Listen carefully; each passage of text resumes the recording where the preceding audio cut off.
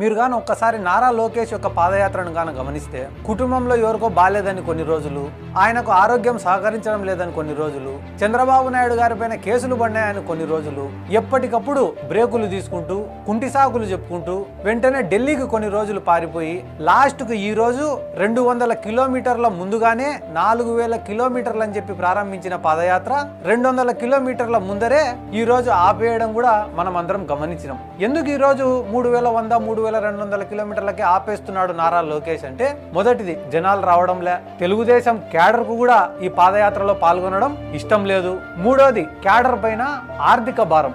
అన్నిటికంటే ముఖ్యమైన విషయం ఎందుకు ఈ పాదయాత్ర అనేది ఫెయిల్ అయిందంటే ఒక పవిత్రత లేదు ఈ పాదయాత్రకి. ఈ పాదయాత్ర ప్రజల కోసమో ప్రజల కష్టాలు తెలుసుకోవడం కోసమో ప్రారంభమైనటువంటి పాదయాత్ర కాదు. ఎందుకు ప్రారంభమైంది ఈ పాదయాత్ర అంటే నారా లోకేష్ కి ఒక గుర్తింపు లేదు రాష్ట్రంలో. నారా లోకేష్ ఎంతసేపు ఉన్నా కూడా చంద్రబాబు నాయుడు కొడుకుగానో, లేకుంటే గాన ఎన్టీ రామారావు మనవడిగానో, లేకుంటే గాన బాలకృష్ణ అల్లుడిగానో ఈ రాష్ట్ర ప్రజలకు తెలుసు తప్ప సొంత ఐడెంటిటీ అనేది ఆయనకు లేదు. కాబట్టి ఈ రోజు ఆ సొంత ఐడెంటిటీని క్రియేట్ చేసుకోవడం కోసం నారా లోకేష్ అనేవాడు ఒకడు ఈ రాష్ట్రంలో ఉన్నాడు, మంగళగిరి నుంచి నిలబడినాడు, ఘోరాతి ఘోరంగా ఓడిపోయినాడు అనేది ఈ రాష్ట్ర ప్రజలకు కూడా తెలియాలా, నన్ను కూడా గుర్తుపట్టండిరా మీరు అని చెప్పి ఆయన ఒక వేడుకుంటా తిరిగిన పాదయాత్రనే తప్ప ప్రజల కష్టాల కోసం, ప్రజల కష్టాలను తీర్చడం కోసం చేసినటువంటి పాదయాత్ర కాదని చెప్పి ఈ సందర్భంగా నేను తెలియజేసుకుంటూ